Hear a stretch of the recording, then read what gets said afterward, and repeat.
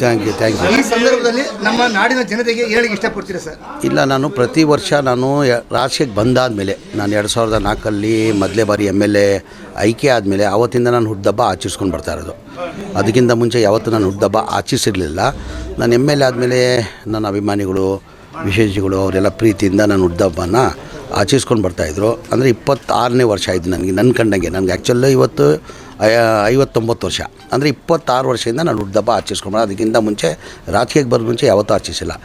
ಇವತ್ತು ನೀವು ನೋಡಿರ್ಬೋದು, ಜನ ಪ್ರತಿ ವರ್ಷ ನನ್ನ ಅಭಿಮಾನಿಗಳು ಹೆಚ್ಚಾಗಿ ಹೋಗ್ತಾ ಇದ್ದಾರೆ. ಅಂದರೆ ಇವತ್ತು ಈ ವರ್ಷ ನನಗೆ ಸಂತೋಷ ಏನಪ್ಪ ತಂದಿದೆ ಅಂದರೆ, 26 ವರ್ಷ ಮಾಡಿದ್ದು ನನಗೆ ಅದೇನು ಅಂತರ ಕಾಣಿಸಿಲ್ಲ. ಈ ಬಾರಿ ಏನು ನನಗೆ ಖುಷಿ ತಂದಿದೆ ಅಂದರೆ, ಇವತ್ತು ನಮ್ಮ ಪ್ರಸಾದ್ ಅಬ್ಬಾಯಿ ಅವರು, ನಮ್ಮ ಸ್ಲಮ್ ಬೋರ್ಡ್ ಚೇರ್ಮನ್ನು, ಆಮೇಲೆ ಹುಬ್ಳಿ ಶಾಸಕರು ಅವರು ಒಂದು ಕಾರ್ಯಕ್ರಮನ ಹಮ್ಮಿಕೊಂಡಿದ್ದೀವಿ ಪ್ಯಾಲೇಸ್ ಗ್ರೌಂಡಲ್ಲಿ. ಬರಲೇಬೇಕಂತ ಹೇಳ್ಬಿಟ್ಟು ಒತ್ತಡ ಮಾಡಿ ನನ್ನ ಇವತ್ತು ನೀವು ಬರಲಿ 10 ನಿಮಿಷಕ್ಕೆ ಬರಬೇಕಂತ ಕರ್ಕೊಂಡೋದ್ರು. ನಾನೇನು ತಿಳ್ಕೊಂಡೆ, ಅವ್ರ ಕ್ಷೇತ್ರದಲ್ಲಿ ಹೆಚ್ಚಿನ ಸಂಖ್ಯೆಯಲ್ಲಿ ಅಲ್ಪಸಂಖ್ಯಾತರಿದ್ದಾರೆ, ಅವ್ರ ಸೇನಾ ಕರೆಸಿರ್ಬೋದು ಅಂತೇಳ್ಬಿಟ್ಟು ಅವರು ಹಿಂಸೆ ಮಾಡಿದ್ದಕ್ಕೆ ಕಾರಣಕ್ಕೆ ನಾನು ಹೋದೆ. ಅಲ್ಲಿ ಹೋಗಿ ನೋಡಿದಾದ್ಮೇಲೆ ನಾನು ಇಡೀ ರಾಜ್ಯದಿಂದ ದಲಿತ ಸಂಘಟನೆಗಳು ಬಂದಿದ್ದರು.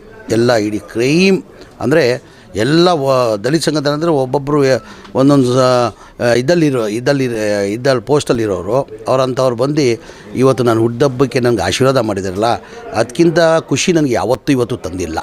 ತುಂಬ ಇವತ್ತು ಈ ವರ್ಷ ಅಂತೂ ನನಗೆ ತುಂಬ ಖುಷಿಯನ್ನು ತಂದಿದೆ.